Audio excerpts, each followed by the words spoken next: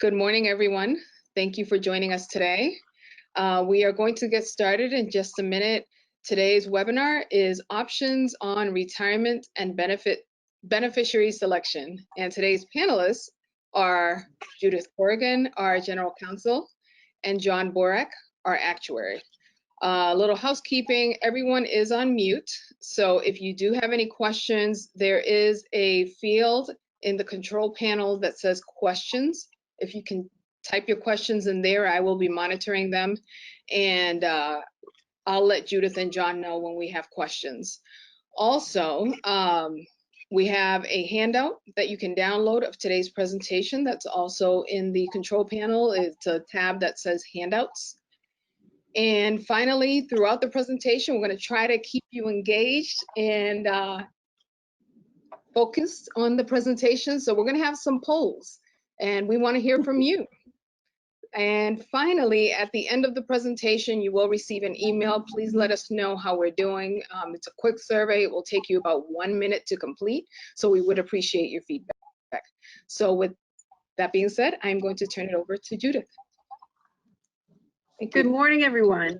It's really nice to have you all here. I look forward to the day we can all be together in person. I, for one, miss that, and I know we miss it at PERAC. But for now and for a while, we'll be doing things on a webinar, hopefully not for the too distant future. This presentation is scheduled for 2 hours. I don't think it's going to take 2 hours, but it's scheduled from 10 to noon. And you know we have a PERAC presentation guarantee. We never go over the allotted time.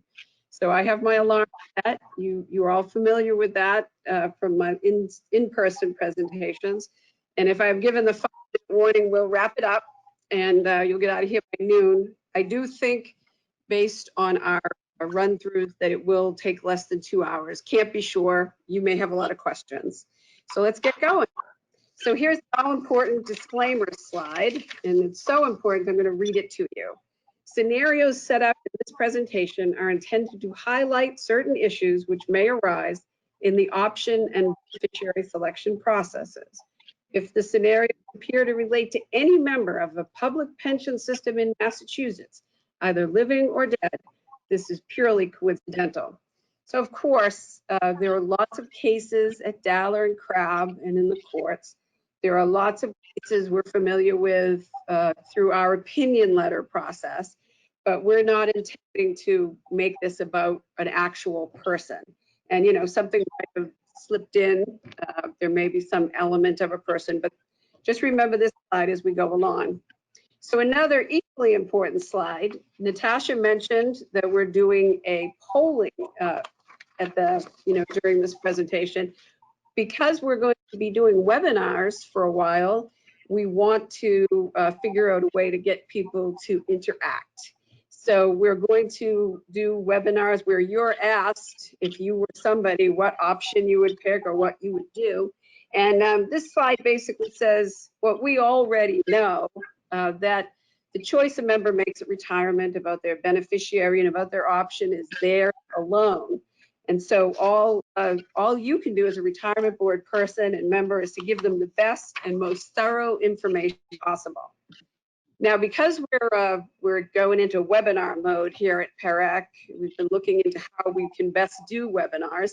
And one thing the webinar people suggest is that you really lay low on the amount of text on slides. It's very hard for me to do. Many of you remember that I went to Mount St. Joseph Academy where you got an F if you didn't answer something in a complete sentence. It's extremely difficult for me to go against Sister Timothea and her instruction that there shall never be anything short of a complete sentence. Nevertheless, I'm going to try to get into this new century and summarize the foregoing slides in another way. And we'll be doing this with the presentation too, as we prepare ourselves for future webinars. So the foregoing slides put another way. The scenarios are made up. The choice belongs to the member. See, I'm even paraphrasing these in complete sentences.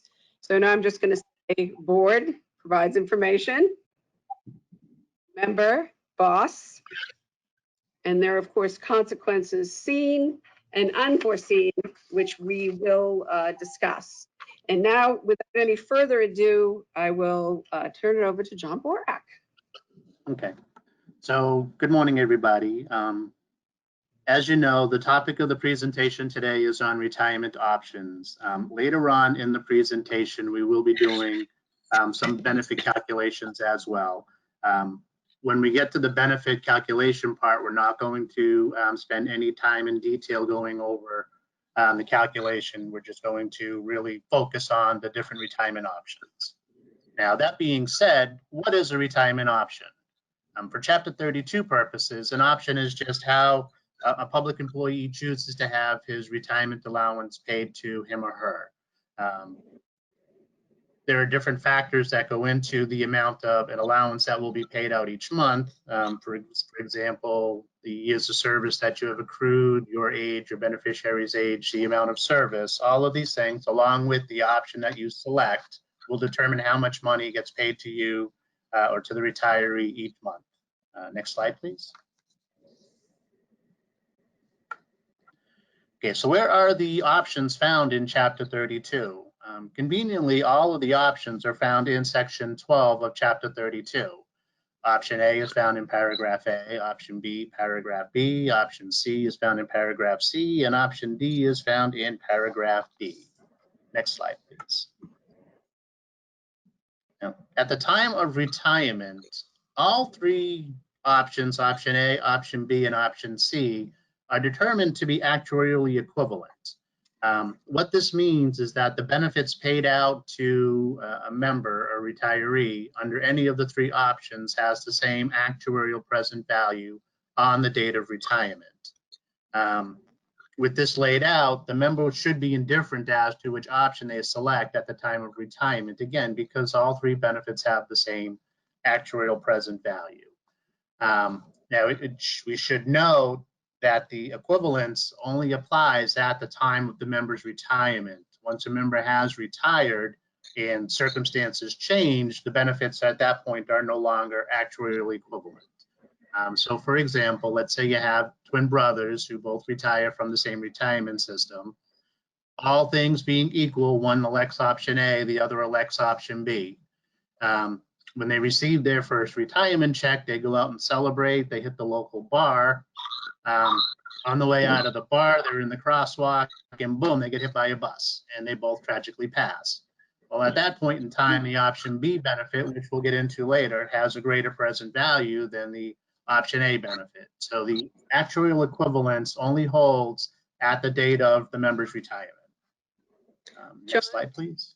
Yes. John, before I go to the next slide, could we just talk about that last bullet point on the slide? This means the member is indifferent as to the options selected at the time of retirement. So if I retire and I pick my much younger child to be my option C beneficiary, and I get, instead of 80%, I get 55%, say, I wouldn't be indifferent as to the option selected, correct? No, you would be indifferent based on the fact that your option A benefit paid to you has one present value. Let's say it equals $100,000. If you choose a much younger child as your option C beneficiary, you're going to get a much lower benefit under option A, with the knowledge that upon your death, your beneficiary will continue to receive a smaller lifetime benefit. So the value of those payments also equals $100,000. So in either case, you're getting a benefit worth $100,000. It just matters how you want it paid out to you over your lifetime and perhaps the lifetime of a beneficiary. So when I make that selection, if I select option C and it's much less than option A, I am secure in the knowledge that my child will get the benefit after my death. And that's why it's basically the same benefit, correct? In your case, it would be a child, but yeah, and it would be a lifetime benefit to a beneficiary, yes, yeah. Okay, now I will advance the slide. Thank you, John. Thank you. So we're going to do a Cliff's Note version of the retirement options, and I'm going to talk about what happens upon the death of a member with the retirement options. Under option A, there is no beneficiary, there's no continuing benefit. So once the member dies or the retiree dies under option A, all benefits stop, except for the balance of the payment that was due in the month of death of the retiree. Under option B, it's a smaller allowance, which we'll get into later. If there is a balance left in the annuity reserve account of the member, that is distributed to a beneficiary or beneficiaries of record in a lump sum. Under option C, it provides a smaller lifetime allowance for a beneficiary. And that benefit, of course, continues for the beneficiary's lifetime. Option D all provides an allowance for the lifetime of a particular beneficiary.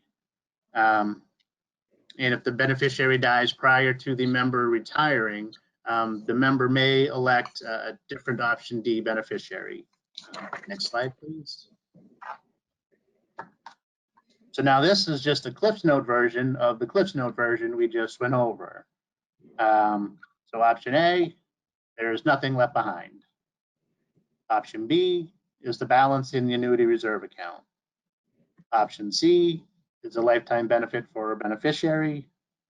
And option D, which we will all find out later in the presentation, is the least desirable of all of these options.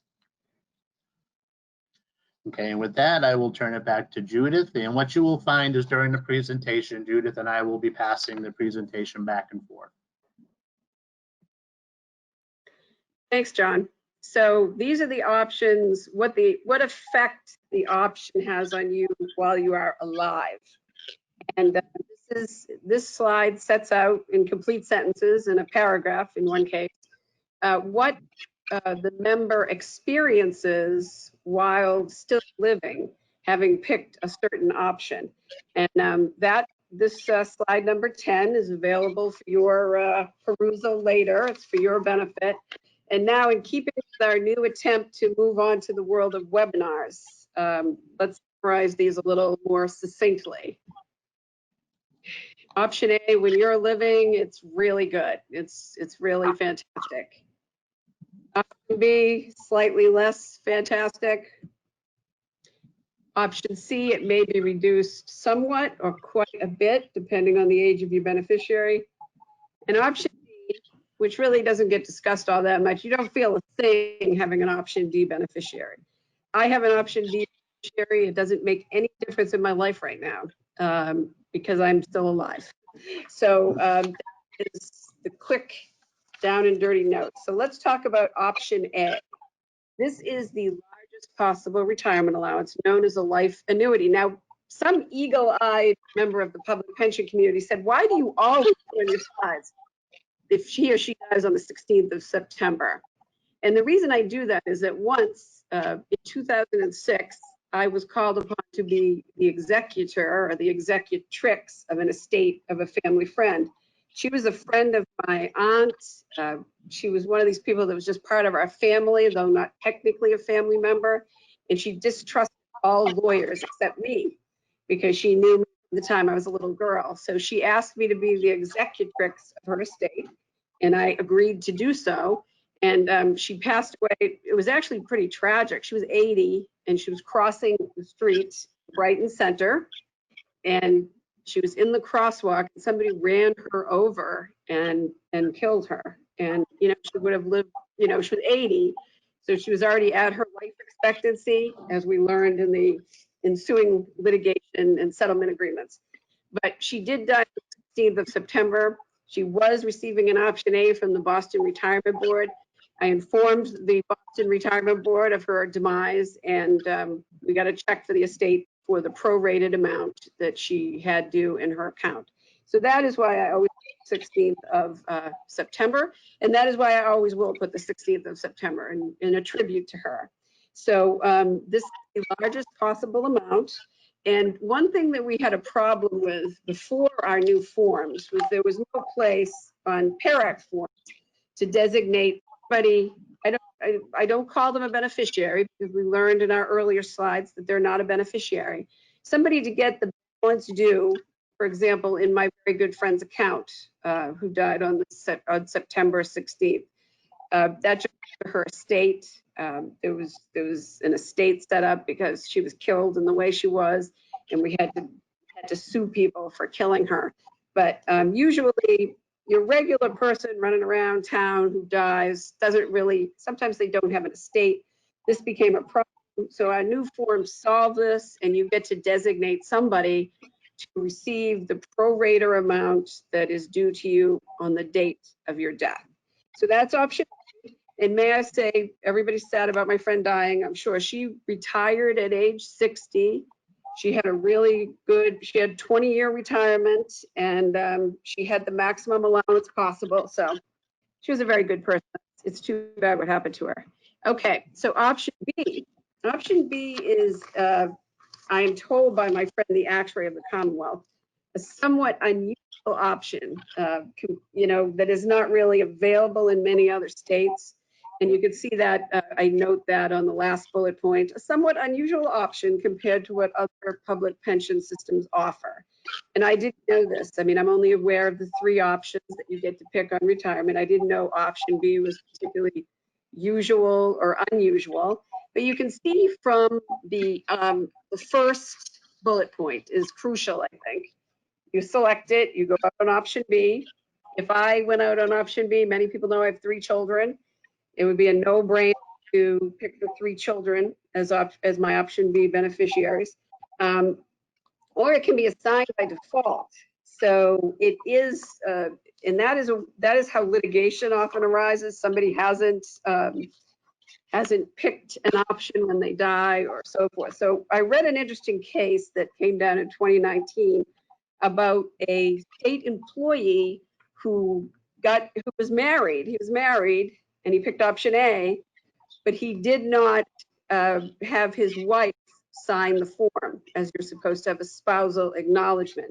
In fact, he told the board that he was not married. And so when this came to light, his wife sued, and she was hoping to change the option from A. And what happened was she was successful. She was able to switch the option from A, but it had to be option B because that's the default option.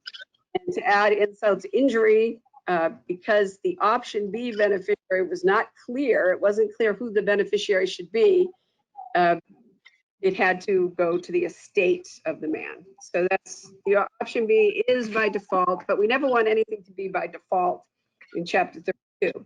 The other bullet point that, because the member has control and should have control, the other bullet point I would point out is usually the annuity account will be depleted in about 12 years. So hopefully people will have more than a 12-year retirement, but if you go beyond the 12 years, you're still going to get the same amount of money. If you get to the 12, there's no money left in your account to be distributed. So who may be designated as an option B beneficiary? This is the subject of many, many cases. People giving to charity, people giving to the Bishop of Alaska or the Boy Scouts of America, and then the family comes and says, hey, they meant to give it to me. I think they meant to give it to me. But you all realize, because this is not a generalist crowd, this is a specialist crowd, that the option selection is not changed unless the member is found to be incompetent. So with that, I'll leave my brief description of option A and B, and I will turn it back over to John. John? And now I will discuss in detail option C. Option C is also known as the joint and last survivor allowance. And basically what this means is you have a cohort of 2 lives, the retiree and the beneficiary. And this is a benefit that's paid until the death of the second or the last survivor of the 2. Under option C, the allowance is generally 7 to 15% less than what the option A benefit would be. And the difference really depends upon the age of the member and the age of the beneficiary at retirement. Upon the retiree's death, the beneficiary will be paid a lifetime benefit equal to 2/3 of the amount the retiree was receiving on the date of his or her death. Again, the initial amount of the benefit depends upon the life expectancies of the members and the beneficiary. If there's a surviving spouse who is the option C beneficiary and the surviving spouse dies and there are any eligible dependent children who are under the age of 18, the option C benefit continues to them until they become of age. And if the beneficiary dies before the retiree, the allowance pops up to option A. Next slide, please. So who can be elected as a beneficiary under option C? Chapter Excuse me, 32 is very specific. Excuse me, John and Judith. I do have one question. I don't know if you want to wait until the end for the questions or if you want to just take them as they come. John, what do you think? Why don't you tell us what the question is, Natasha? Sure. It's someone picks option B and dies. There's 50K left in the annuity and 10K is non-taxable. Do I assess taxes on the full 50K or just the taxable amount of 40K? So this is kind of a, this is a taxation question. And I think what you're referring to, questioner, is the fact that prior to 1988, these benefits were taxed prior to going into the account. So although this is a topic, this is kind of off topic, you would tax the option B beneficiary according to when the amounts went in the account. The pre-1988 benefits would not be subject to taxation and the post would.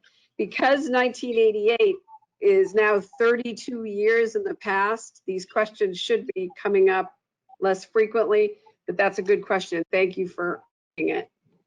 John? Okay, continuing again, who can be selected as an option C beneficiary? Chapter 32 has specific requirements as to who can be an option C beneficiary, and it is very limited.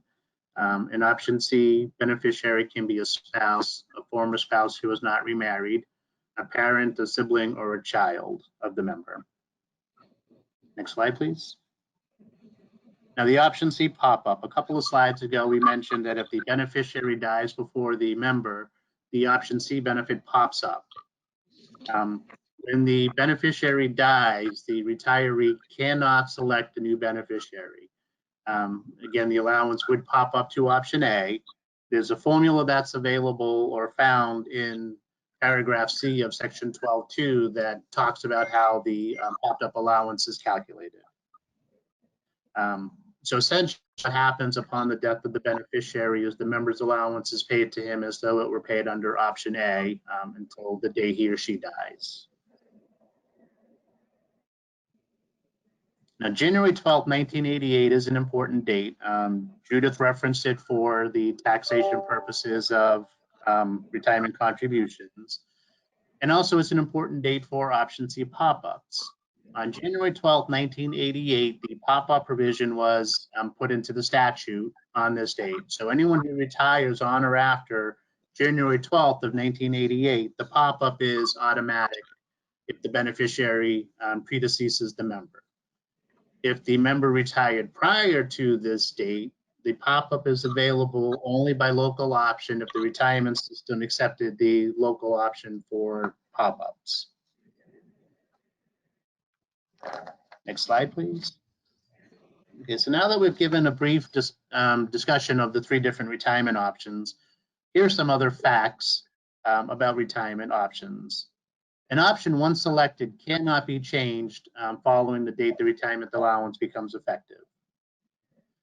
A married member spouse must acknowledge the selection of an option, but they have no power to disapprove of the option. And this was the subject of the case that Judith was just referring to. Although an option may not be changed once a member retires, the member can change their option B beneficiary if they so choose. They cannot change their option C beneficiary. And if a retiree elects option A or option C upon retirement, there is no payout of the contributions paid into the system. Those stay with the retirement system upon the last death of either the member under option A or the last survivor under option C. Next slide. And I'll turn this one back over to Judith. Thanks, John. I'm actually going to go back to this slide right now. So if we look at these 4 bullet points, we see the first one is an option once selected may not be changed following the date a retirement allowance becomes effective. So traditionally, what happens is a member who is deceased picks option A, or picked option A before their unfortunate passing, and then their beneficiaries find out, and then you try to go and get it changed. Now, I'm hearing a lot of background noise. I'm not sure where that's from. Just, you know, if anyone can stop the background noise that they're making, that'd be great. If not, we'll just power through. And I hope you guys aren't hearing it. So usually what happens is the deceased person picks option A, much to everybody's surprise and chagrin. So I wanted to mention a couple of cases before we moved on from this slide. The Barker case is a famous case where there was a very short marriage, a very short duration, and Miss Barker picked option C, which is a twist, and wanted to change it to option A following a post-retirement divorce, and that wasn't allowed. But a different case was somebody who picked an option A and wanted a C because they were engaged to be married at the time of retirement, and they said they would have waited to retire till after their wedding if they had known that you couldn't pick an option C. And somebody told them, hey, you can pick an option, you can change it to option C after your wedding. So I mean, a couple of things arise. You know, if you could get married prior to retirement, or you could wait on your retirement. But the magistrate found that once an option selection is made and once the effective date of retirement has come, that you cannot change your option selection, and you cannot rely on what people told you in the retirement board office. You can't depart from the statute in that way. So people, and the final question the final thing I want to mention is, on this first point, you can change the option selection of a deceased person if they're found to be incompetent. And one case that we've talked about a lot through the years is the case of the estate of Roche, R-O-C-H-E. And this was a case with a long marriage where a woman with 3 children who had been divorced married a man with 5 children who had been widowed. And the woman raised the 8 children, and the woman kept the house while the man went out and earned money as a police officer. He was in charge of the finances. And then when he passed away, there was a shocking revelation that he had picked an option A, and there was nothing left in the account. There was nothing left to be paid out. So his wife went to Dallin and Crabb, and she was successful in getting his option changed. And it was interesting in this case because they relied on medical evidence. The world is full of cases where there isn't sufficient medical evidence to prove it, but they had competent medical evidence that the man was incompetent at the time he made his option selection. And usually, as I mentioned in an earlier case, this involves going to option B. In this case, she was allowed to pick an option C. And she was allowed to pick an option C under our very good friend, section 17 of chapter 32, which allows a spouse who is living with an incompetent member to make any option selection they would have been able to. So the woman with 8 children, who were probably grown-ups by the time the man died, fortunately, who had stayed home all her life with the 8 children and took care of the house, was able to get an option C in that case. But that case and subsequent cases make clear, unless you have a really compelling story about a medical thing that is that proves their incompetence. In this case, they had brain scans, and the person had an accident where he had suffered a brain injury. Absent something like that, you're not going to be able to prove incompetence. So with that being said, we'll go on to everyone's favorite topic, which is option D. Now, Natasha and John and I were talking about this in preparation for the class. Yep. I have one question for option C. Can you have 2 beneficiaries for option C? Can you have what? Can you have 2 beneficiaries for option C? You cannot. And I guess I should let John. John, do you want to handle that? Sure. No, you cannot have 2. You can only have 1. No, he's in charge of option C, so I don't want to step on the The reason why you can only have one option C beneficiary is the option C benefit is determined based upon the life expectancy of those two people. It would get much more complicated if we tried to introduce a third potential beneficiary in there. So no, the simple answer is you're allowed one option C beneficiary, and that cannot change once the member has retired. Thanks, John, and thanks for that question. You know, in real life, when we're doing these presentations, there's nothing better than questions.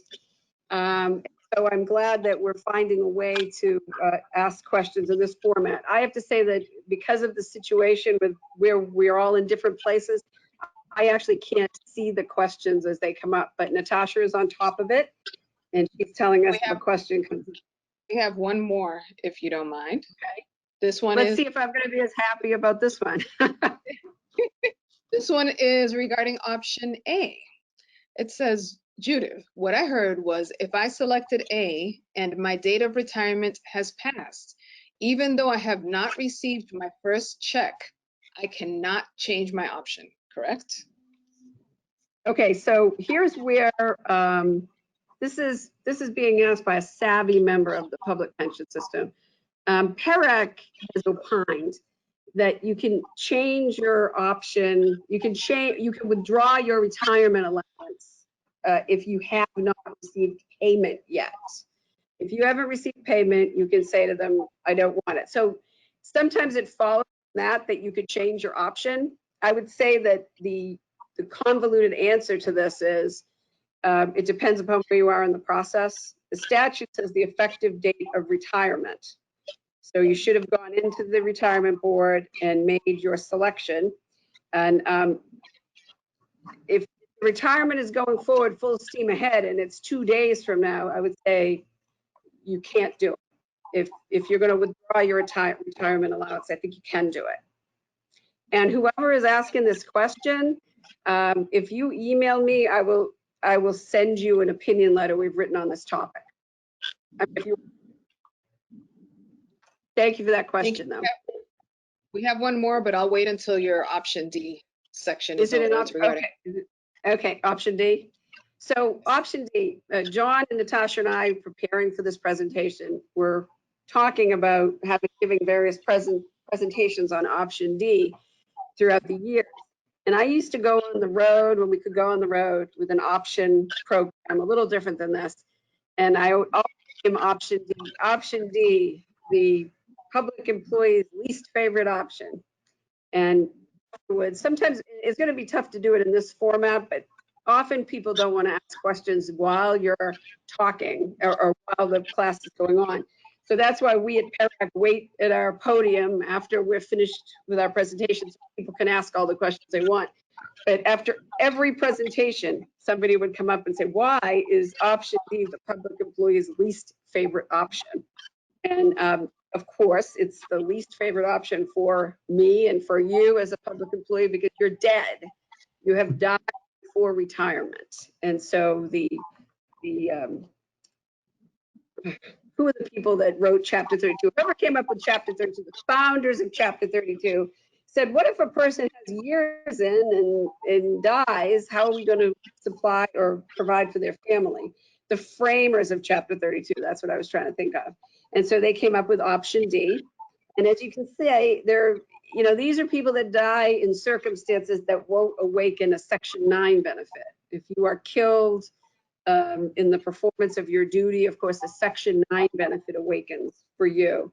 But if you die of a disease or you die in an off-duty accident, this is when option D comes up. Now, it's either selected by the member ahead of time. I have an option D beneficiary. I think most people of my acquaintance do, or some people don't name an option D beneficiary because they know their spouse can elect. But the beneficiary is either selected or elected. And you can see that the allowance will be paid as if the person had died on the day, had retired on the date of their death. And if they're younger than the statutory age for the for age 55 for the before set, age 60 for the after set, their age will be bumped up and the beneficiary will be bumped up. And this is not like when an option C beneficiary dies. If your option D beneficiary predeceases you, you can pick a new one if you want. You don't have to. You don't have to have an option D beneficiary. It's up to the member. Okay. So there are similarities between option C and option D. And there was a very good question about can you have two option C beneficiaries? There are always people in the world. I'm one of them, being a person with 3 children, who would like multiple option D beneficiaries. That's my private opinion, not the opinion of PERAC. It's just, I have 3 children. I'd like to provide for all of them in equal measure. But think about what that would do to option C, because option D and option C are kind of intertwined. You can see on the bullet point that the same beneficiaries for option C and option D, and the same benefit. The benefit depends on the age of the member and the age of the beneficiary. So there's similarities and intertwinement between option C and D. But here's where they part company. So option C is payable on the death of a retiree, and option D is payable on the death of a member prior to retirement. And notice I'm not saying an active member. An inactive member could also be eligible for an option D, or the beneficiary as such. Option C will pay 2/3 of the amount the member was receiving as a retirement allowance. Option D would pay what the member would have received under option C. Obviously, option D will pay more than option C most of the time. So sometimes if people are sick or something, they might want to try to hang on for a while. The eligibility of the beneficiary is determined at option selection for option C. So if somebody picks their ex-spouse and the ex-spouse gets married 10 years later, it doesn't really matter. The member selects the beneficiary. On option D, the member can either select the beneficiary from the group of people, or it may be selected, a spouse may elect the benefit. So, went in the wrong direction. So here's a minimum allowance, which has to do with the spouse. You cannot give this where there's no spouse. It only goes to a spouse. Confusion sometimes arises because, as you know, and we'll discuss, if there's no spouse living and the children, there are children, they fill in for the spouse. They stand in the shoes of the spouse, but not in the case, not in this case. It's available only to the surviving spouse of the member, and acceptance of the upgrade to the minimum allowance occurs when you file it with PERAC. So that's the minimum allowance, and the minimum allowance criteria is the same criteria for the spousal selection. So let's go through that. So a member designates the option D beneficiary, or an eligible spouse makes the election after death. And here are the requirements for a spousal election of an option D, and also the requirements for the minimum allowance to be dispersed. So the member must have at least 2 years of credible service. The member and the spouse have been married for 1 year, living together. If not living together, they have to be separated for justifiable cause. What's a good example of justifiable cause? A great example is somebody's home, and so they're not living together, but they're living apart for a justifiable cause. So unless trumped by a spousal election, the nominated option D beneficiary will take the allowance, and a spouse nominated by a member must receive the allowance and doesn't get to pick between receiving the allowance and receiving the account, which is a common misconception. So this is called, suspend reality if a spouse does not elect. So this is the traditional, the guy becomes a member at age 18 and selects his mother as his return of accumulated deductions. And then he gets married and doesn't ever update the form. Then he dies before retirement, and his spouse may elect. So there's no spouse who's not going to elect if they're not the nominated beneficiary under the 11(2)C form.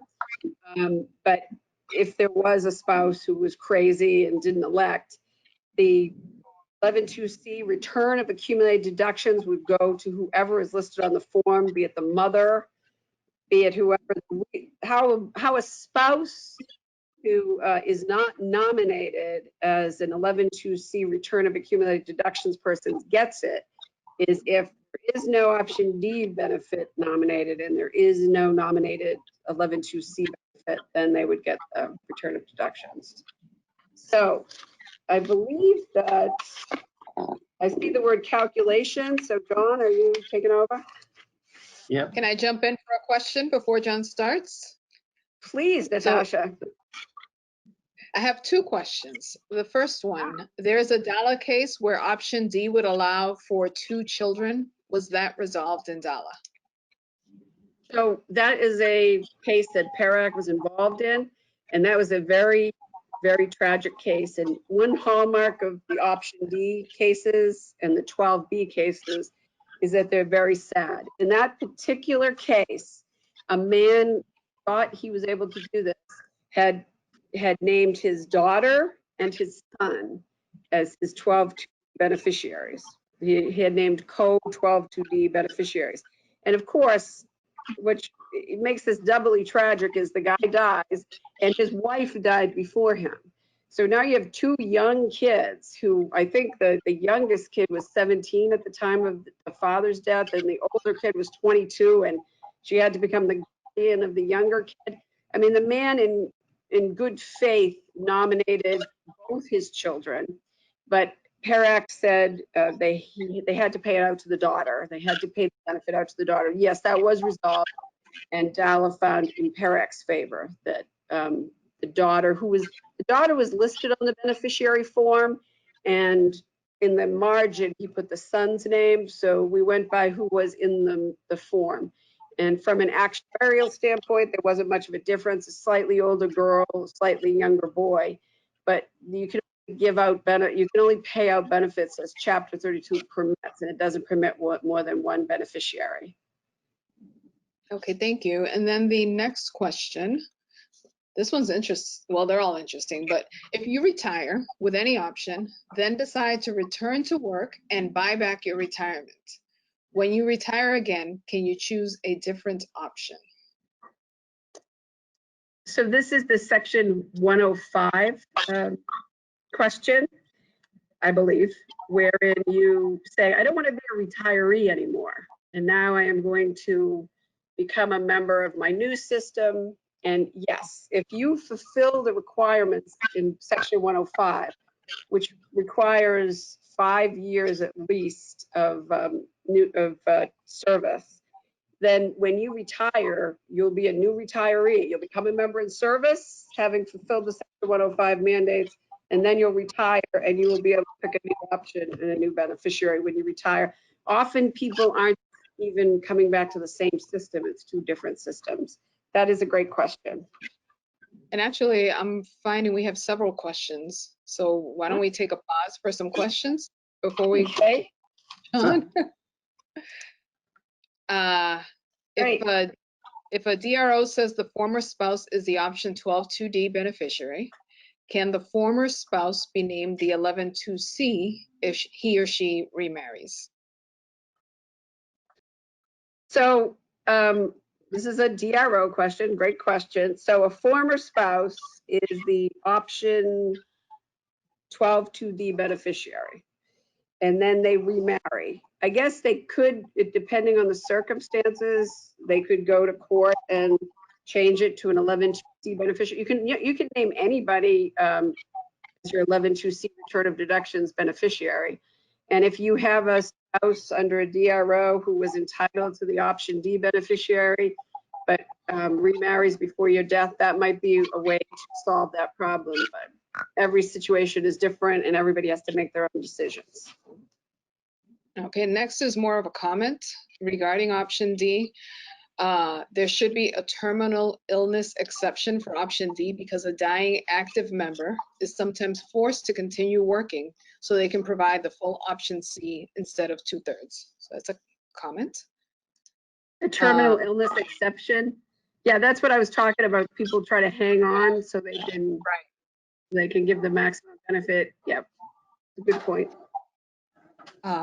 Who determines the state of mental stability, the board or the courts?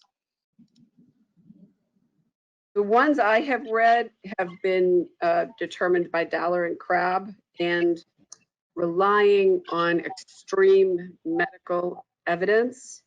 So I'm hesitant. I think in all the cases I've seen, although we wouldn't have seen the ones before Dollar and Crab, the board is what Chapter 32 says, you cannot change your option selection. And then they go to Dollar and present the medical evidence, and then Dollar overturns it. So I would say that it's best left to Dollar and Crab. But if there was overwhelming evidence, perhaps a board could make that finding. Okay. Next, as a single parent, can I not put my daughter as a beneficiary for option D?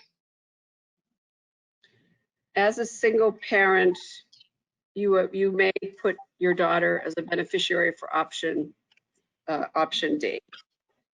In fact, my daughter, I'm a single parent, and my daughter is my option D beneficiary.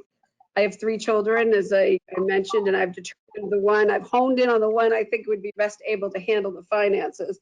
But absolutely, as a single parent, you can pick option D, a child as option D, and a child as option C. It just, it's all part of estate planning. It's all part of cost benefit analysis. And this is being recorded, Judith, so your children may be able to hear you. No, my children, I sat them all down. I said, look, this is for all of you, but I've determined that the little one will best be able to do this. So yes, they're aware. And it's good to have talks with people about that. It's very good. The single parent who gets remarried and who, you have to think about your spouse possibly shoving your child off to the side if they're eligible to make the spousal election. Okay. Next question is, what was the justifiable cause in slide 24? Okay, let me go back to slide 24. Okay, living apart for justifiable cause. The one I mentioned was living in a nursing home. Often the board finds, and the statute says the board must find that they were living apart for justifiable cause. A nursing home comes up quite a bit. Also, the desertion of the spouse by the member also comes up. So living apart for justifiable cause is a fact-based analysis that the board has to conduct. Okay. We're getting a lot of comments about your audio, Judith, so I don't know if you can do anything to adjust your audio. It's breaking up a little bit. Okay, so I was going to say that people were saying I was too loud.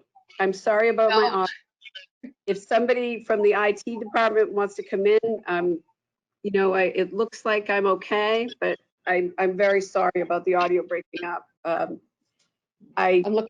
It might be the logical way to fix it. It might be the Wi-Fi in your office, because I'm looking at you on 2 screens and it's breaking up a little bit on 1 screen. So I'll see if someone can come by. So apologies to our audience for that. Do you want to move on and I can go back to the rest of the questions? We have. So maybe I could relocate after. So what do you want to do now, Natasha? I said we have about 5 more questions. I can take a pause here on the questions and come back to them and let John move forward with it. Okay. And we guarantee we'll answer all of them by the end of the presentation. Sounds good. Natasha, how about you let me finish what I want to do? Because once I'm done, we're going to go into different examples. So when I finish mine up, I think we can go into the remaining questions before we hit the actual examples. Okay. Okay, so how do you calculate an option D benefit? We're going to look at cases for those who were members prior to April 2nd, 2012, and those who were members after April 2nd, 2012. For those who were members prior to April 2nd, 2012, the benefit that's paid to the beneficiary is equal to the option C benefit the member would have received had they retired on the date of the death. if the member is younger than age 55 on the date of his or her death, the allowance is calculated as though they were age 55, and the age of the beneficiary gets bumped up an equal amount. Or thought of another way is you look at what the member's 55th birthday would be and determine what the beneficiary's age would be on the member's 55th birthday. Next slide. And for those who become members after April 2nd of 2012, for group 1, the benefit is calculated if the member is younger than age 60, the benefit would be calculated as though the member were age 60. And with the new factors, with less than 30 years of service, that's a 1.45% age factor, where under the before group would use a 1.5% age factor. For group 2, it's calculated as though the person were age 55, which under the post-4212 rules, again, has a 1.45% age factor. With the pre-4212 rules, I believe they were calculated as though they were 2%. And group 4, it's still calculated as though the person were age 55 if they're younger than 55. And with the new provisions under Chapter 176, the age factor for a group 4 person would be 2.2%. And we do have the caveat there that if the person has more than 30 or more years of service, there are different age factors used instead of the one shown. Next slide. So if a person is receiving an option D benefit under section 12(2)D, there are potentially benefits payable to children, and the benefit payable to children is found in section 12 big B of chapter 32. It provides a benefit of $120 per month for the oldest child, and then an additional $90 per month for each additional child. And this benefit is payable to the guardian of the children. There is no beneficiary under option D, and there is no surviving spouse. So as Judith had mentioned, in a situation like this, the benefit that would be paid to a surviving spouse is paid to any surviving children. Again, this benefit is payable to the guardian, and there would be additional dependent allowance paid under section 12B for each child. And the benefit ends when each child, if we go to the next slide. So the 12B benefit ends when the child is either adopted, reaches age 18, if they're a full-time student until they reach age 22, right, upon his or her marriage or upon his or her death. They can't hear me. Yes, we can. And next slide, please.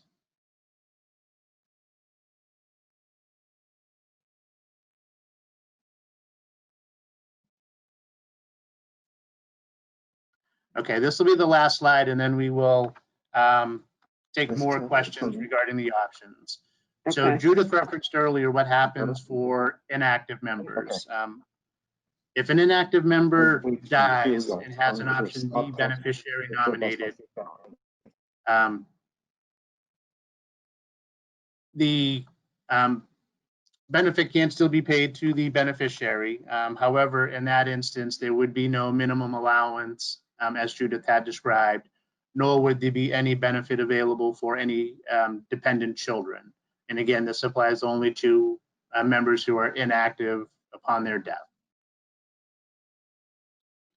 Okay, now that is the last slide we have regarding the options before we go into some 4 hypothetical examples that we have. So Natasha, if you want to pause here and continue with the questions, I think now's a good time. Sure. Okay, so we have about 6 questions. Are there any issues we need to be aware of involving the death of inactive members and option D? I believe we just covered that with the last slide, where the if an inactive member has a beneficiary who's eligible for the option D, there would be no minimum allowance and there would be no benefit paid for any dependent children they may have. Okay, next question. If you come back, do you come back, if you, under section 105, if you come back, do you come back under 3-year average or pension reform with 5-year average? You would come back under section 105. The only thing that changes is your contribution rate. Section 105 is specific as to what your contribution rate would be. Other than that, if you were a member prior to April 2nd, when you first started, you would still continue as that. If you were a post 4212 member, you would be a post 4212 member. So it really depends upon what your situation was before you came back to service under section 105. Okay, next question. Does a child nominated as option D have to be a biological child? Can you hear me now? Yes, Yeah. we can. It's much better. Thank you. Okay, I'm sorry about all that commotion. We were trying to move me to a place with a better signal, and the reason I have a mask on, I'm taking it off now, is because IT was in here with me. So the question is whether a child has to be a biological child or not. It could be a biological or adopted child. It has to be your child. It can't be stepchild, but biological or adopted. And again, sorry about the problems. No worries. Okay. Okay, the next question has been answered. It says, or can be adopted child. Can you list someone under the age of 18 as the option D beneficiary?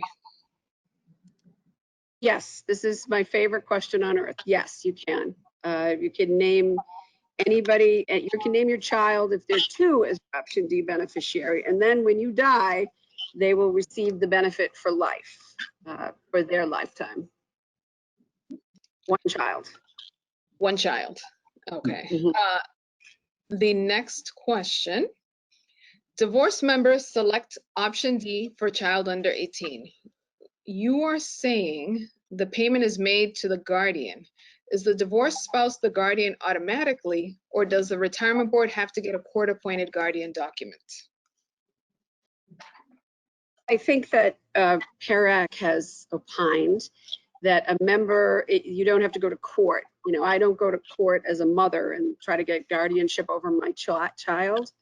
So I think that you could just pay to the parent without a court order. Okay. And final question for now. If no surviving spouse, does option D allowance for a dependent plus section 12 big B end after no longer a student? Do we keep paying the option D portion, or does it stop when no longer a student? I'll take that one, Judith. The benefit under 12B, if there is no spouse, everything stops when the last child becomes of age, is no longer eligible for the benefit. Okay, that was the last question. I'm sorry, to follow up with that, if the person who asked the question could follow up, is there a 12(2)D benefit that's being paid in addition to a 12B benefit, or is it a situation where there's only a benefit paid under 12B? So there is no option D beneficiary nominated or no spouse at the time of the member's death. If it's the second example where there is no option D beneficiary at all, and it's a benefit that's paid just for the benefit of the child, the 12B benefit for the benefit of the children stops when the last child becomes of age. If there were a benefit paid under 12(2)D and the children all become of age, clearly the 12B benefit for the children stops, but the option D benefit continues for the lifetime of the nominated beneficiary or the spouse. Okay, so they did reply that no option D beneficiary was nominated. Okay. Yeah.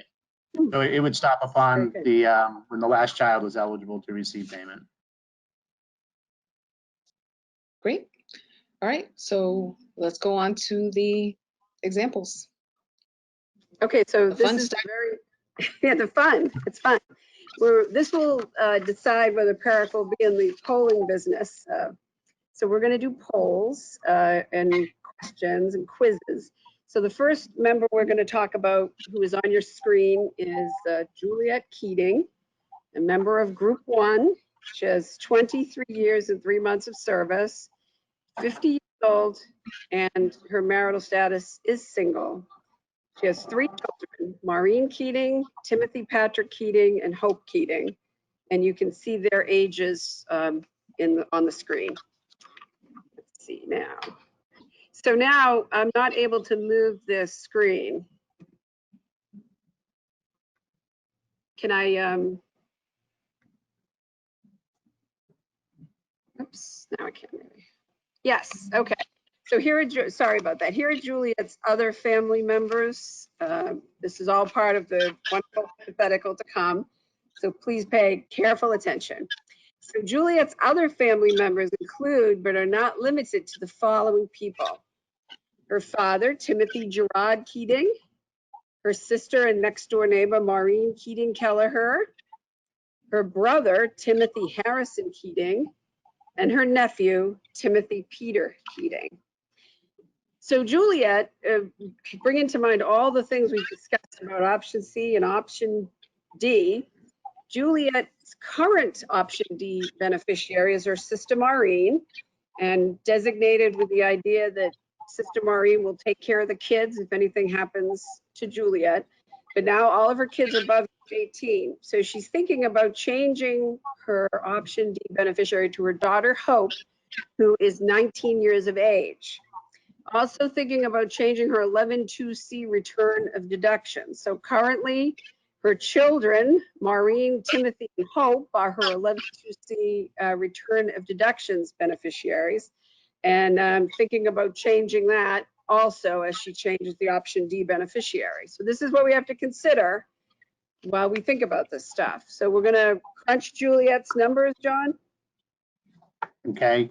A couple of notes about this page here. I do use some abbreviations.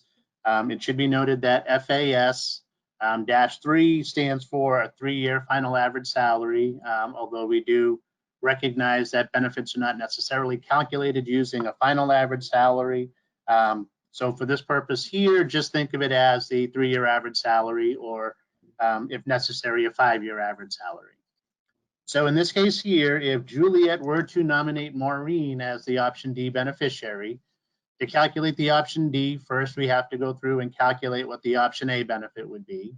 And the option A benefit, again, would be calculated as though Juliet were age 55. So it would equal 34.875% of the average salary. The actual ages of Juliet and Maureen are 50 and 48.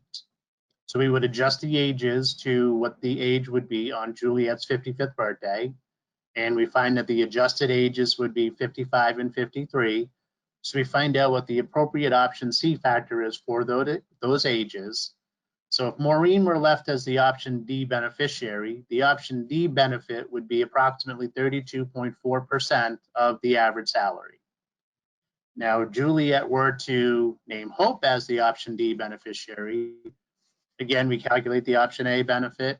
Now the actual ages of Juliet and Hope are 50 and 19. The adjusted ages would be 55 and 24, giving an option C factor of 0.8754 and a resulting option D benefit of just over 30.5% of the average salary. So what Juliet has to consider is, if she keeps her sister Maureen as the option D beneficiary, the benefit paid out would be a little less than 32.5% of the average salary. Whereas if she names Hope as the option D beneficiary, the benefit would be just over 30.5% of the average salary. Next slide. So here is our first exciting poll. So if you were Juliet, what would you do? Get ready to vote here, and Natasha's going to take over for this, but I'm just going to do this the choices. Would you choose Hope as the option D beneficiary? Keep Sister Maureen as the option D beneficiary? Choose son Timothy as the option D beneficiary? Or choose no option D beneficiary, just split the annuity account between the 3 kids and call it a day? All right, so here's your chance to chime in. We're going to give you a few seconds to select an option. Which one do you think is best? Or which one should Juliet do?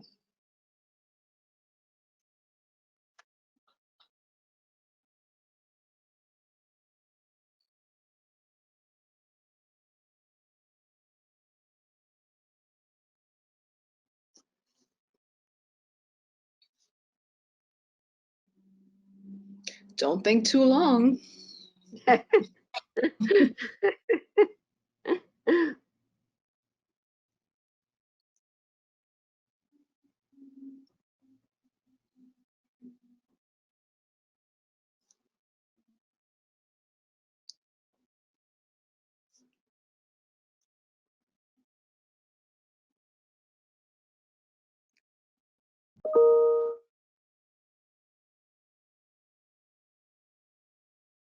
Okay, it looks like most of you have submitted your response. So I'm going to close the poll now.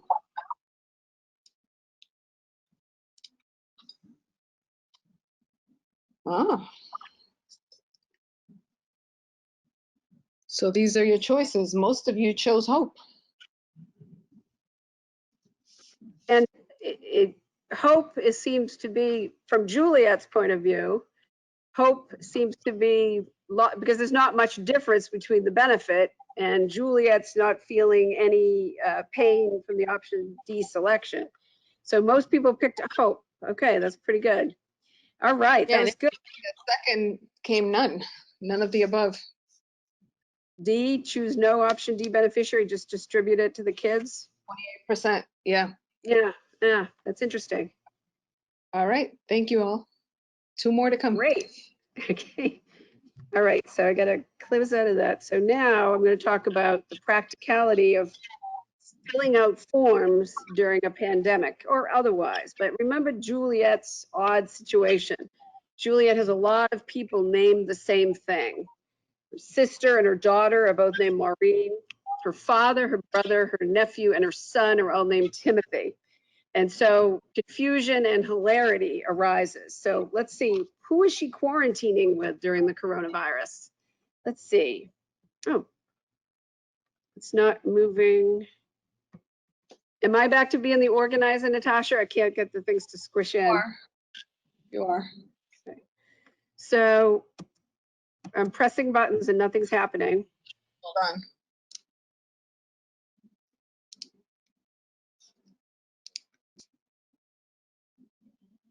Try now.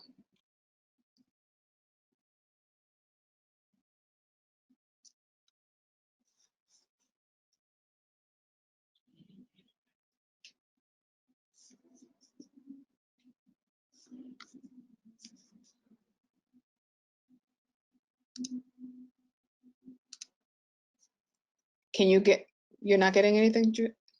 So when I press the button, the page down, nothing happens.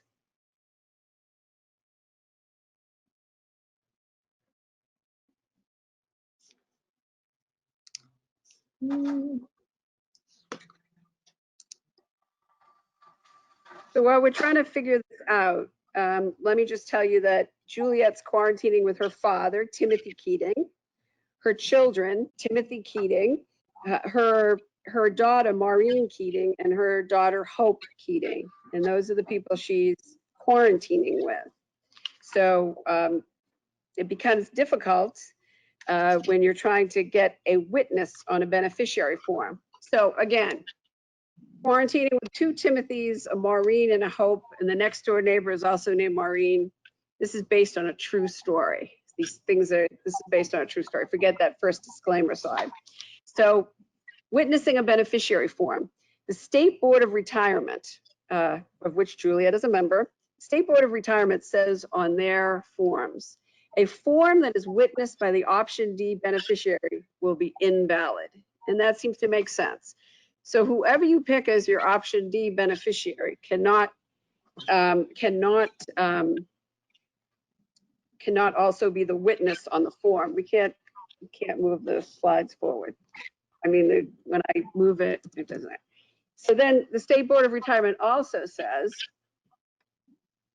the person designated as a beneficiary cannot be be a witness to your signature. So this seems to make sense. And you can see by my mask, the IT unit is back and they're helping put the slide on. So yeah, maybe you should just stay there for a few minutes. Okay. All right. The IT unit is just going to stay here. Okay. They're just going to remain right by my side. So I've already said who she's quarantining with. Okay. So then we go to the next slide. Witnessing a beneficiary form. As I started to say, the State Board of Retirement says a form that is witnessed by the option D beneficiary will be invalid. And the person designated as the beneficiary cannot be a witness to your signature. PARAC's new forms say it a slightly different way, but basically the same thing. When you sign this form, it should be witnessed by a disinterested party. Who do we mean by a disinterested party? Well, obviously, somebody who's not going to be taking the benefit, or somebody not in your immediate family who could be a beneficiary. The best thing to do in the pre-coronavirus era would be to have somebody at the retirement board sign as a disinterested member. But in the time of the coronavirus, as a practical matter, people are filling out these forms at home and then walking old school to the mailbox and putting them in the mailbox. And so you're just going to find a neighbor or something. So Juliet has a problem though, because of her because nobody in her family has an original thought and everybody's named the same name. So here we go. So who can witness the 11-2C form? So here's Juliet. So she's changing her option D form. And let's say that she goes with the will of the group and picks her daughter Hope as her option D beneficiary. So who can witness the option D form? Hope is the beneficiary. So Timothy Gerard, her father, Timothy Patrick, her son, Maureen, her daughter, they can each witness the option D beneficiary form as long as there are three people that are eligible to be the option D beneficiary, but they can all witness this one. And so Grace, no, it's not Grace, it's Hope. The secret is out about who this is based on. Hope is named as the option D beneficiary, and Timothy Gerard signs the option D form. The 11-2C form becomes trickier because now Juliet has named Timothy Patrick. She's named Maureen, the daughter, and Maureen, the sister, as her 11-2C beneficiaries. So the logical person to sign this form is Hope. But you know, I know that all the Timothys are different people. I wouldn't recommend a beneficiary Timothy Keating and a witness Timothy Keating, even though they're not the same person. So that is a good segue into our relatively new forms. In our old PARAC form, you know, we just had this big form project in which retirement systems helped us so much in constructing these new forms. The old form had the option D beneficiary and the section 11-2C beneficiary on the same form. Now the new forms are completely separate. And that is because having the same beneficiary for both is pointless. It would be pointless because the option D beneficiary would have to take, going back to the construction, hopefully we can find this, the construction that Juliet has come up with. So if she and Hope are killed in a car accident, the 11-2C will be distributed to the two children and the sister. If you know, so in the old way, if you had Hope as the option D person and Hope as one of the three children on the 11-2C form, then the Hope part, if she died with Juliet, would not be relevant to these proceedings. Okay, so now we see what it says on the beneficiary form. Whoops. Okay, so Juliet's dilemma has been resolved, and we know that the same beneficiaries. So now we go into a new form. When we did this big forms project, for which we thank you all so much, we inadvertently removed a form that's needed, and it's the election selection of a 12-2D beneficiary.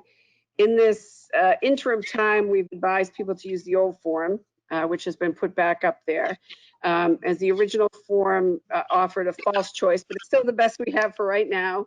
So a new form is in the works, and should be ready pretty soon. You know, the coronavirus, as all of you know, has kind of slowed everything down, but everything's getting back up into gear now. So with that, I will turn it over to John to do the 2 more member spotlights. By the way, when I had to evacuate my office to get a better reception for the webcam, I had to leave my alarm clock behind. So somebody else needs to be in command.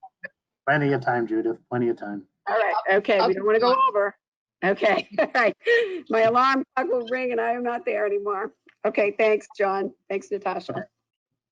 So next we have spotlighted member number 2. We have the member Darren McInerney. He's a group 1 member with 31 years and 5 months of service. He is age 70. Sadly, he's a widower, and he does have a child, Jacinta McInerney, and she is age 29. Next slide.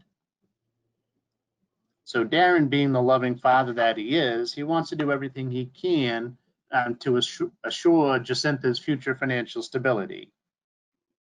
Now, since his wife's passing, he has wondered whether it would make sense to name Jacinta as his option D beneficiary or not.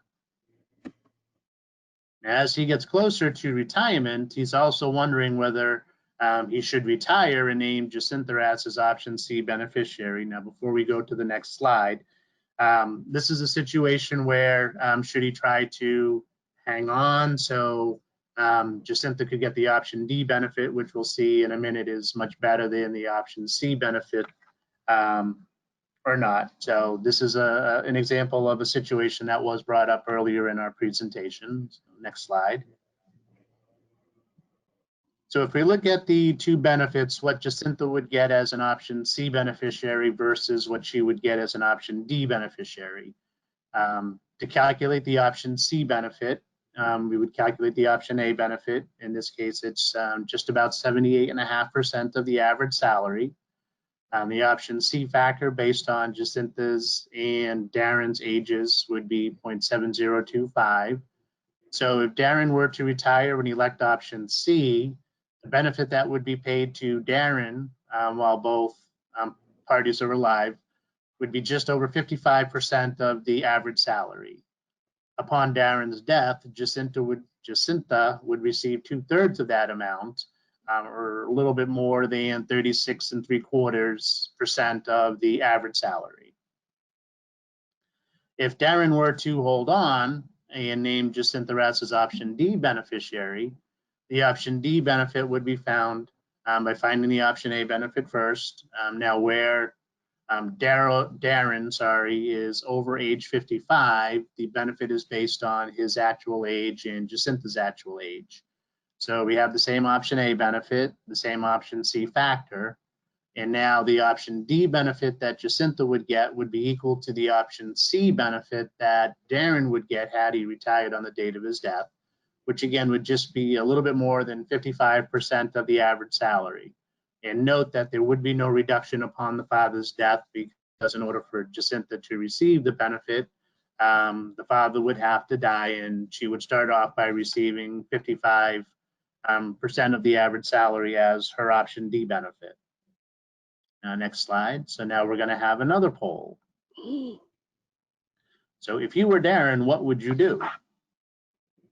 Would you retire and choose Jacinta as your option C beneficiary? Should he hang on and choose Jacinta as his option D beneficiary? Can he choose Jacinta as both the option C and the option D beneficiary? Or choose neither option C or option D because Jacinta is a grown woman and she can take care of herself? Now, I must admit that is a little contradictory to the first bullet point where we said Darren wanted to do everything to assure Jacinta's financial stability, but so we'll just see what the results of the poll are. All right, let's see what everyone thinks. Give you guys about a minute to enter your selections.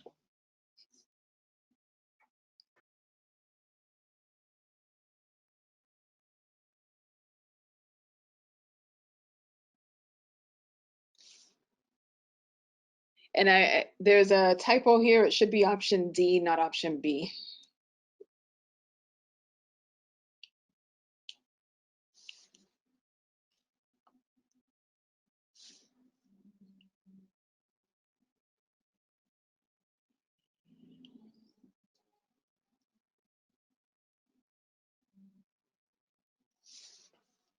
I'm gonna give you guys about 10 more seconds to get your votes in.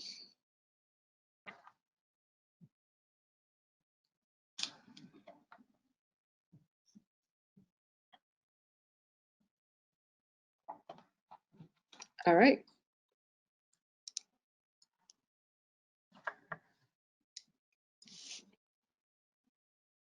Pretty even split.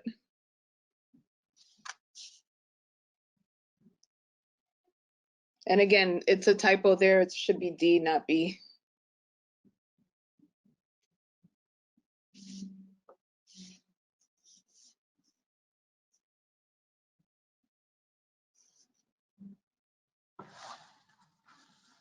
John, Judith? So what's the result of the poll? I'm sorry, so for choosing option C, Jacinta as the option C beneficiary is 31%. Choosing her as the option D beneficiary is 26%. Choosing her as both the option C and option D beneficiary is the winner at 37%. And doing neither, letting her take care of herself, is 5%. Because everybody is going by Darren's wishes, right? Darren wanted to take care of Jacinta. Thank you, everybody, for taking care of Jacinta. So it's good. All right, Okay, that's next slide. Okay, so for our third example, we have a member, Olivia Beekman. She is a Group 1 member with 14 years and 7 months of creditable service. She is currently age 64. She's married to Oliver Beekman, who is 4 years her senior, and they have no children. So we're going to show a couple of different choices if she chooses option A at retirement, or if she chooses her husband Oliver as her option C beneficiary. If Olivia were to retire and elect option A, her benefit would be equal to 35% of the average salary. If she were to retire and elect option C and name Oliver as the option C beneficiary, we see that the benefit that she would take home would be 31.8% of the average salary, and upon her death, her husband would get 2/3 of that amount, or a little bit more than 20% of the average salary. So now Olivia has some choices to make. Should she elect option A or should she elect option C? Now, next slide, please. So there are other things that Olivia should take into consideration before electing option A or option C. And these things include the length of the marriage, how long have they been married, any health issues for either of them, the husband's alternative income if he has any, Olivia's other income if she has any, all of the above, none of the above, some of the above. So there's a lot of things that Olivia would need to take into consideration before she ultimately selects her benefit and option. So now we have another poll. our last one. Yeah. So what should Olivia do? Should she pick option A? Should she pick option B with Oliver as the beneficiary? Should she pick option B with other people, such as her nieces, as the beneficiary? Or should she pick option C and name her husband as the option C beneficiary? Okay, here we go.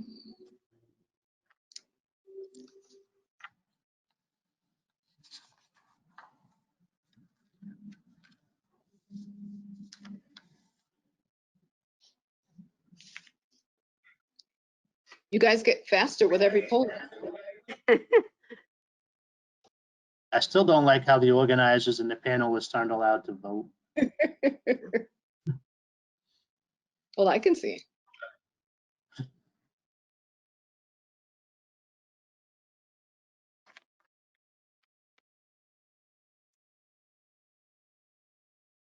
All right, looks like everyone who has voted, who wants to vote, has voted. Give you guys about 5 more seconds.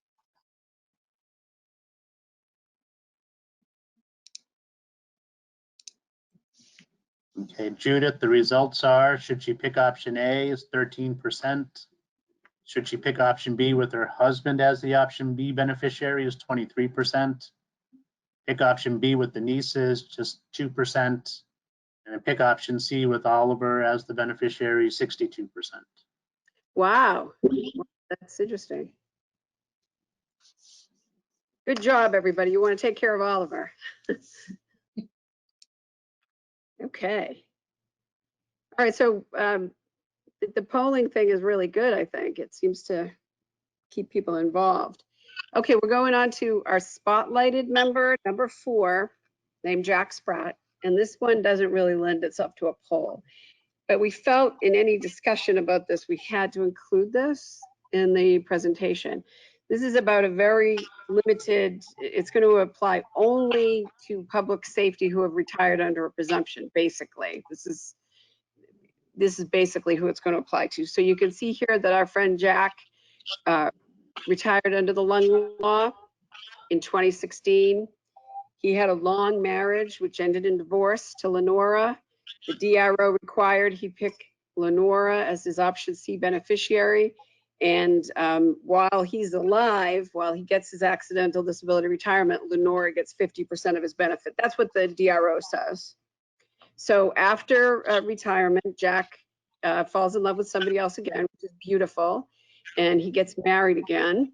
And he's very happy. Unfortunately, he dies of the cause for which he was retired after 2 years of marriage. So his wife, his surviving spouse, comes in to the retirement office and says, "Hey, I'm here to collect my pension. So what will she be entitled?" You can see here that because of the DRO and because of the law I'm going to mention on the next slide, Lenora, the first wife, will get 2/3 of his full option C benefit.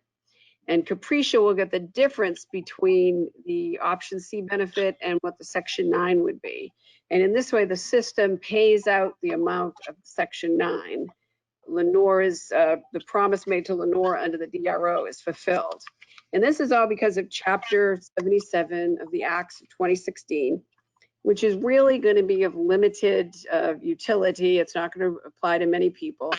But there was a situation where somebody would get married, would have a DRO, would get retired, would get divorced. And then when they died, their spouse, their surviving spouse, would get the section 9. And so an act was made by the legislature to make that more equitable and make sure that the person who was in the DRO did not get cut out of everything. So that's Chapter 77 of the Acts of 2016, and you can read all about it in memo number 16 of 2016.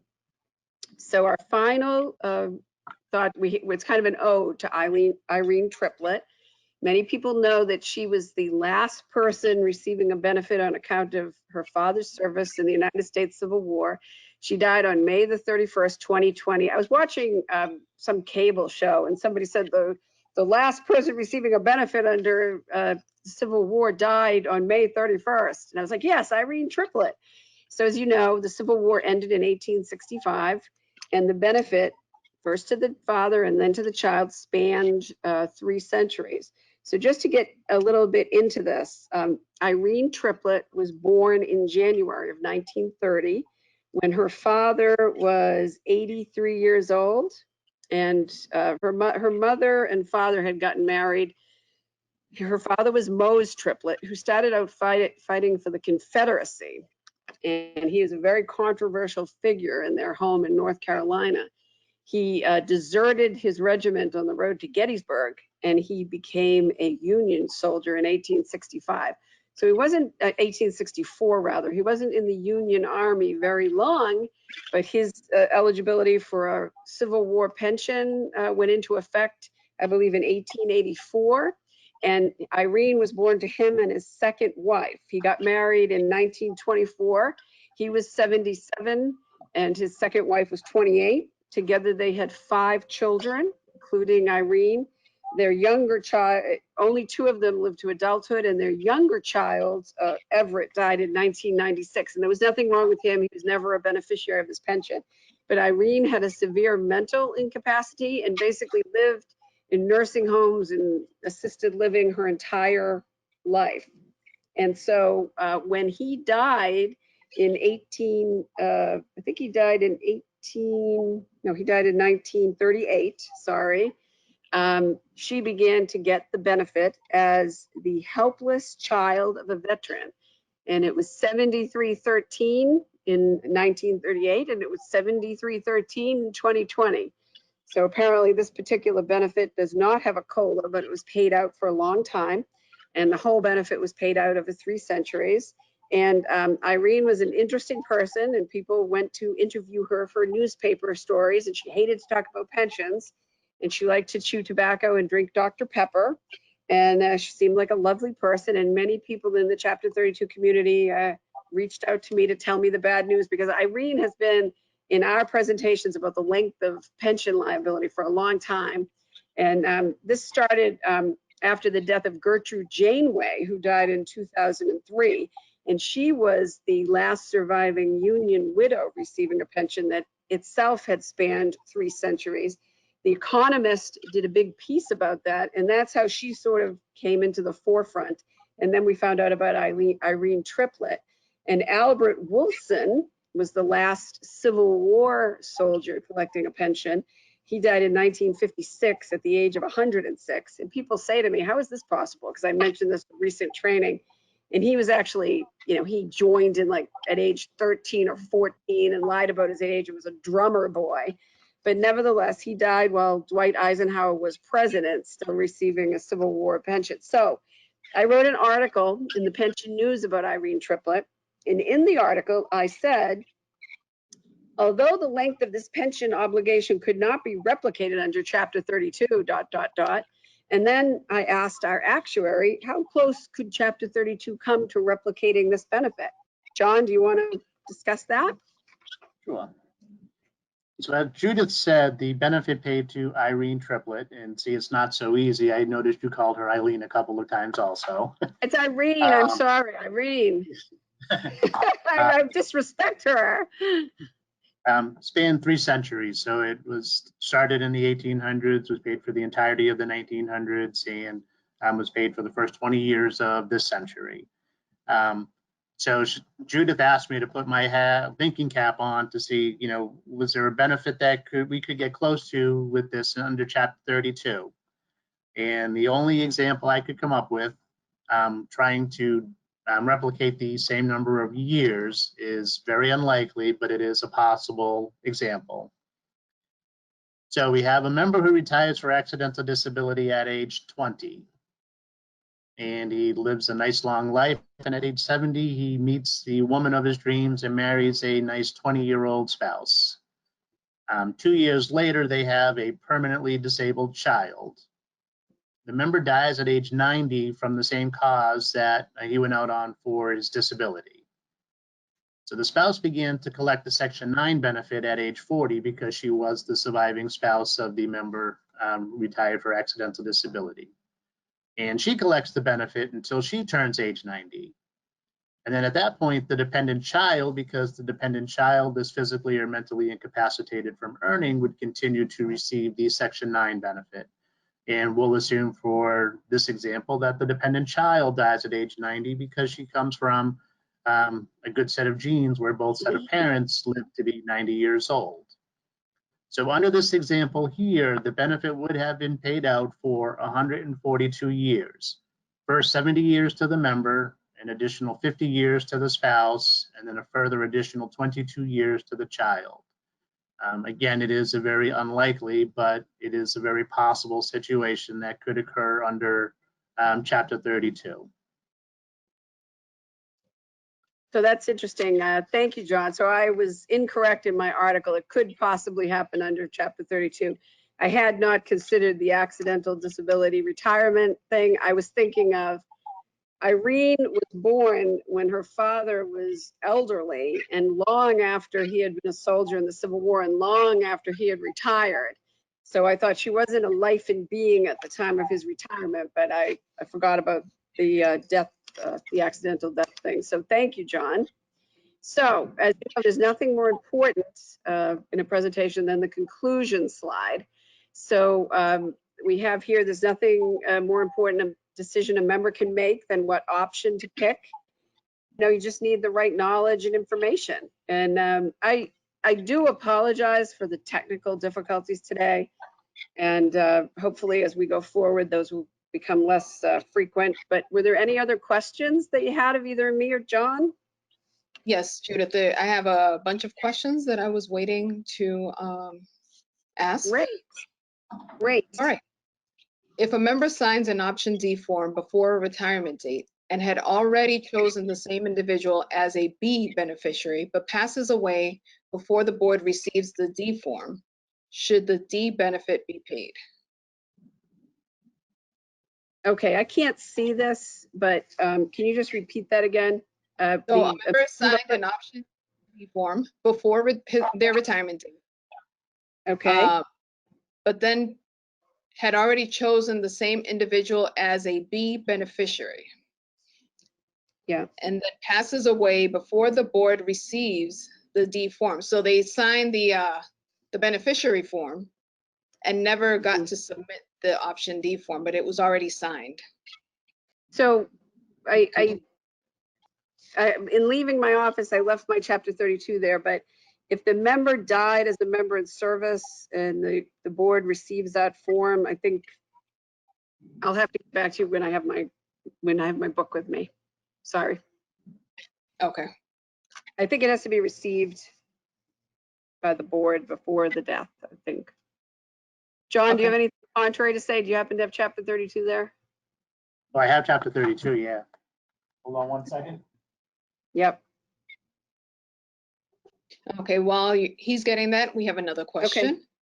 Okay. Since some fathers have sons with the same name, when you go to revise the beneficiary form, can you have a section that asks for the last 4 digits of the Social Security in the to be completed by witness section?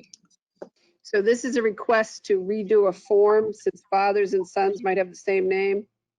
I think that might be a good idea. It's not just fathers and sons that have the same name. There's some family members that have the same name. So the suggestion is that when you name the beneficiary that has the same name, or you just have the last 4 of the social. Yes, that's the request. Okay, I just wrote that down. Okay. So Okay. Judith, what do you want me to look up in chapter 32? Actually, the form has to be received. go ahead, Natasha. If the option D form has to be received by the retirement board in order to be effective. Okay, so the first sentence under option D says, at any time a member upon his written notice on a prescribed form filed with the board prior to his death. Yeah, okay, so it has to be filed with the board prior to your death. So I guess the answer to that first question would be no. Okay. And that's what I was thinking of. Again, sorry about the evacuation from my office. No worries. Next question. If you choose option A and die within 30 days of retirement, it has been said that the option changes to option C. Is this still true? And if true, it is assumed that there is an eligible spouse or other eligible option C beneficiary, correct? Yeah, John, could you read that portion of the statute? That's correct. If you die within 30 days without an eligible, you get to have the option D benefit. And they're talking about the option D benefit. The 31 days, it's option A. Yeah, yes. Yes, we probably don't even need to read that. Yeah, if you die within 30 days without an option C beneficiary, your spouse is eligible to elect the D. That is true. Here's a good one. I'd like to know what Judith or John feel would be the best choices for the poll scenarios. Do you want to go first, John, or me? I'll go first. Okay.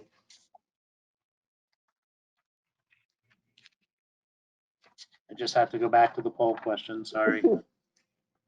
do you have that in paper? Or maybe we should go back to the poll Yep. questions. Okay, it's slide 36. 36, okay.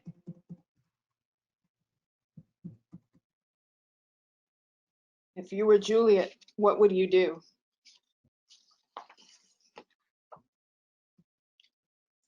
Would you choose Hope?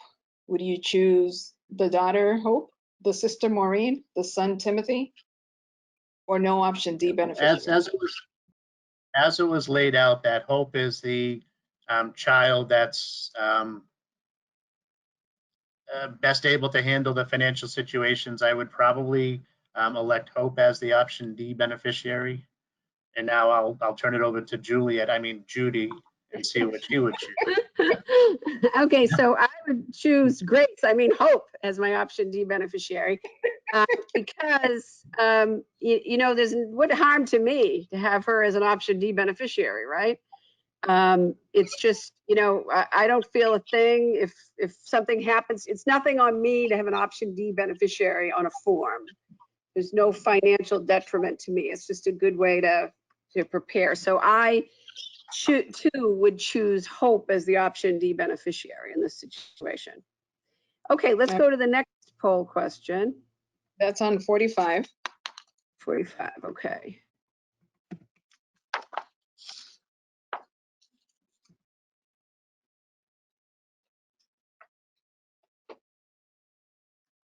All right, so the next poll question is Darren. And Yeah. So, but before we begin, I would just say that I think C is, how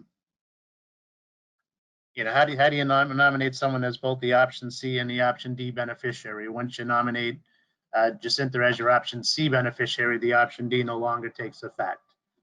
What I would do personally in this situation is I would pick option A. I would choose Jacinta as the option C beneficiary, because I would rather retire and enjoy my retirement if I were able. Like we said with the third example, it really depends upon the situation. Is Darren in good health? Is Darren sickly? Is he knocking on death's door? If that were the case, I would probably choose option B. So, you need to know more about the situation before you can answer. But assuming Darren were healthy, I would choose option A. If Darren were sickly, I would choose option B. right, and the only thing we know about Darren is that he's a widower and he's very concerned about his only child. So I also would think that, knowing Darren as we do, his main focus is making sure Jacinta is okay. So I would think he would pick her as his option C beneficiary. Someone brought this up earlier in the presentation. John just brought it up. Sometimes people try to hang on because their beneficiary is going to get more under option D. So you just want, if everybody is in good health and everything is, I think he would pick option C. Okay. And our last poll question was Olivia and Olive. And slide 49. Okay.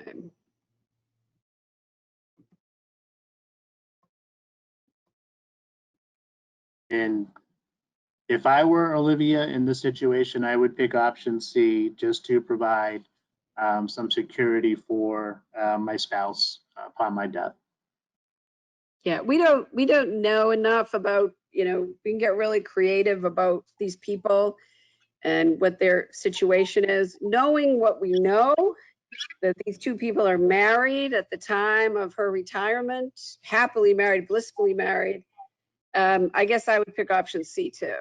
I'm hesitant to pick option A, and why pick B? So I think C would be the way to go on that one.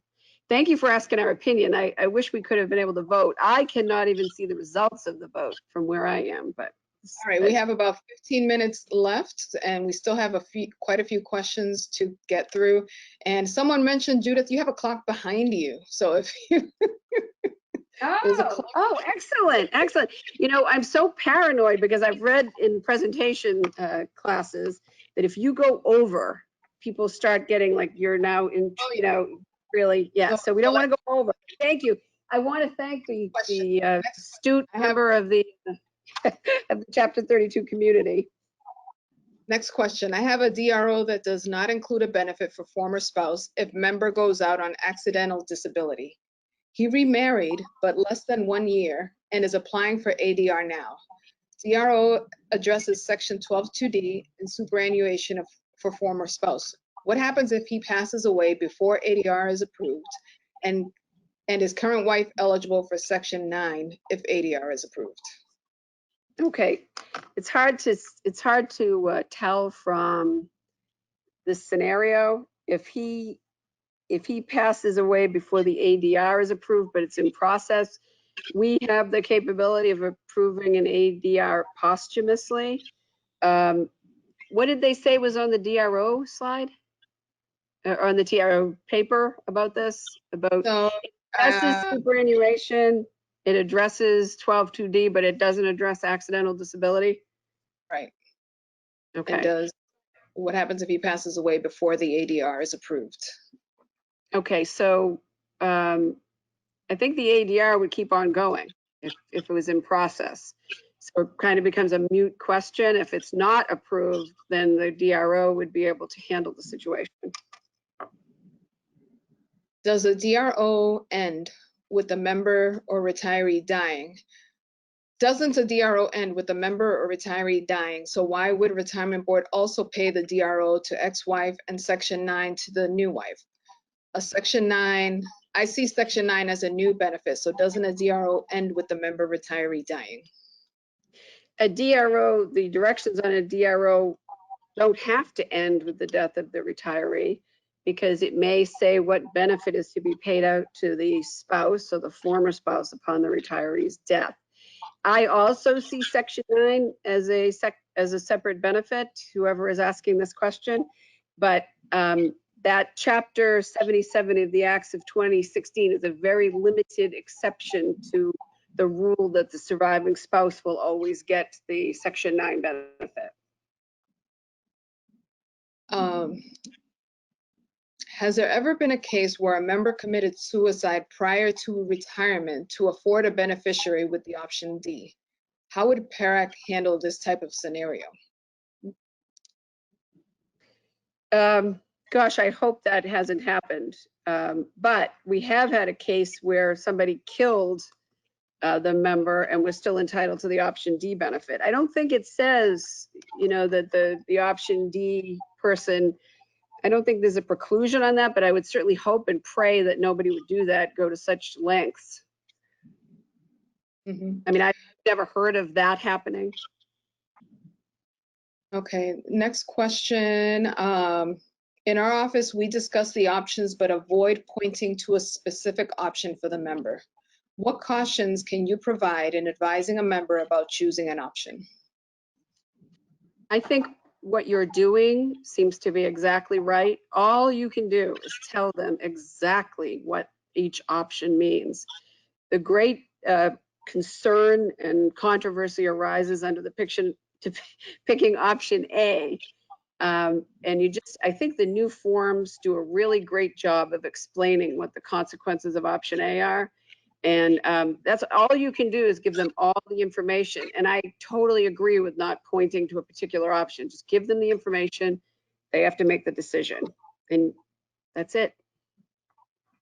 Okay, one more question. I'm a current board member who recently retired, and I was surprised that the option C difference was not that much.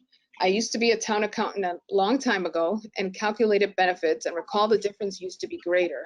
Have the actuarial tables changed? Yes, they changed in 2004. They were, prior to 2004, they were based on a mortality table from 1928 or so. And then in 2004, we updated the mortality table to be based on a 2000 table. And the law requires that we review these tables every 10 years or so. In 2014, we made no change. We'll be reviewing this again in 2024, and if a change is warranted, a change will be made at that time. Okay, and that was the last question. So thank you everyone for attending today's webinar. Again, when you will receive an email with a brief survey. If you can fill it out, that would be great. And Judith, if you look at the clock behind you, we are finishing Excellent. 9 minutes early. Awesome. Awesome. Thank you, everybody. Thank you.